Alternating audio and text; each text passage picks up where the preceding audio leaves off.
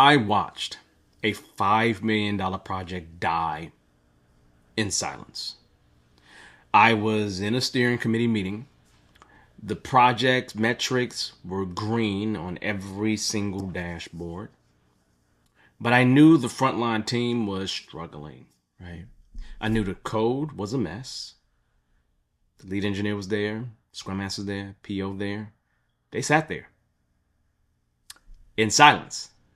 They nodded their heads, yeah. They took copious notes, right? And they just let the executives walk right off a cliff, right? A couple months later, the entire project canceled. Millions gone down the drain. Lots of time wasted, y'all. Hours upon hours of time wasted, right? This wasn't a technical failure. This was a leadership failure. This is the failure that happens every single day in organizations. It's the sound of good ideas dying in silence. I'm Dr. Devon Morris, your leadership outlaw and adaptive performance strategist. Today we are talking about the single most misunderstood and most powerful concept in team performance, psychological safety. And let me be clear, it's not what you think it is. I'm going to dive much deeper than that. Let's first dismantle the lie. The fluffy corporate version of psychological safety is that it's a safe space, that it's about being nice, that it's a corporate hug. That's a lie, and it's useless. Being nice is just politeness. Being nice is what the team did that actually watched 5 million go down the drain. They were nice and silent. Psychological safety is not a safe space. It is a high-performing condition. It's not about being nice. It's about being honest. It's not about comfort. It's about candor. The research pioneered by Amy Edmondson at Harvard University defines it as a shared belief that the team is safe for interpersonal risk-taking. Let me translate that from the academic speak to some degree. It means that you can speak the unfiltered truth. You can disagree with your boss. You can make a mistake and admit to that mistake without being humiliated, punished, or shamed. It is the prerequisite for learning agility. It is a prerequisite for innovation. Without it, you don't really have a team. You have a group of people who are all quietly managing their own personal risk.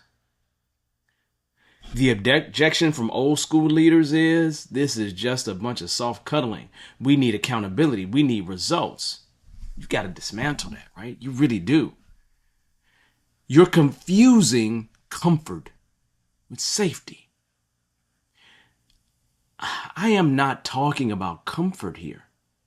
I'm talking about performance, y'all. You think accountability is high when your team is terrified. No.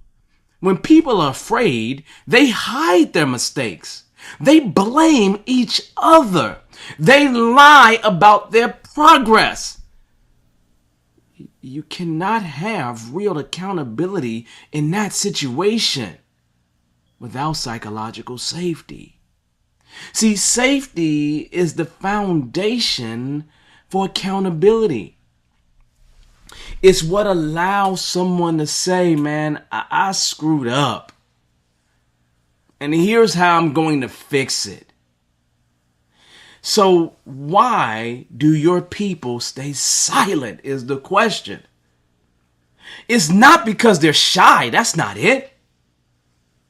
It's not because they're not engaged. It's because you, the leader, have systematically, even if unconsciously, trained them that speaking up is a career limiting move. A lot of y'all here right now in this video feel that way. Every human brain, every single person on your team is constantly running a micro calculation before they speak. What is the risk of me saying this versus the benefit? In most organizations, the risk always wins. Always wins. The research shows us that there are 4 distinct interpersonal fears that drive silence. Number 1, fear of looking ignorant. They won't ask, what does that acronym mean? And you know we do a lot of that inside of organizations. So they sit there in a meeting for an hour, lost, and produce the wrong thing. Number 2, the fear of looking incompetent. They say, I made a mistake, or I need help, right? So they hide their errors, right? Until they are too big to actually fix. 3, fear of looking intrusive. They won't say, can we debrief the last thing that we did? Because they don't want to waste the team's time. So the team repeats the same failure again and again and again and again. 4, fear of looking negative. This is the most dangerous, right? They won't say, I disagree with this plan or this project is at risk. So they become the nice, silent witnesses that could have stopped the failure from happening. But that's not a soft problem. That is a systems problem. That is a performance problem. See, you don't build psychological safety at these warm and fuzzy retreats where you do a pizza party or a bunch of those trust falls. You build it with 2 deliberate, really non-negotiable leadership actions. The first action is to model intellectual vulnerability. This starts with you, the leader. You have to stop protecting your ego. You have to build the behavior you want to see. The leader must be the first person to say, I don't know the answer to that. I was wrong about that last assumption. What am I missing here? You got to admit, at times you're wrong. This is not weakness, though. This is authority. You are proving that you value the truth above anything else, more than even you value your own ego. See, when you model this, you are not asking for permission. You are giving it. You are signaling to the team that we are all here to find the truth. Not just please me, not just please the boss.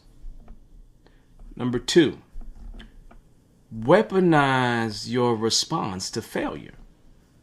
This is probably the most critical part of the system. Your culture is defined by how you respond to bad news. When someone on your team brings you a mistake, when a feature falls flat on their face and it fails, when all the metrics turn red, what is your first unfiltered response? Reaction. Is it, who did this? Or is it, what did we learn? Distinctively different. If your response is to hunt for the guilty, you've just guaranteed that you will never hear any bad news early again in your entire life. You have just incentivized lying. If your response to it is to hunt for the gap in the system, that is, to debrief the failure as data, you have just made it safe to tell the truth. This is the brutal audit of reality that I talked about. You cannot have a brutal audit without psychological safety. Let's kind of strip this down for a moment. Psychological safety is not a nice to have. It is not soft. Nothing is soft about it whatsoever. It is the single greatest predictor of high-performing, innovative, and resilient teams that have an ounce of learning agility. It is a non-negotiable performance weapon. Without it, you're just guessing at that point. You're leading a lot of people who are hiding the truth.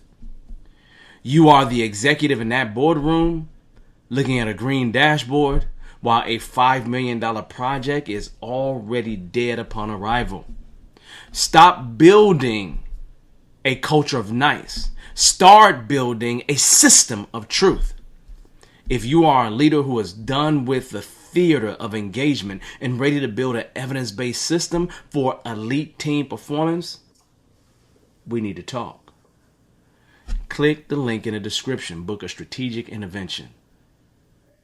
Let's build a team that's not afraid to win. You got to start by stop protecting your ego. You got to start protecting the mission, that shared goal, the North Star. That's the unfiltered truth. Subscribe. We're bridging the gap between research and real world results.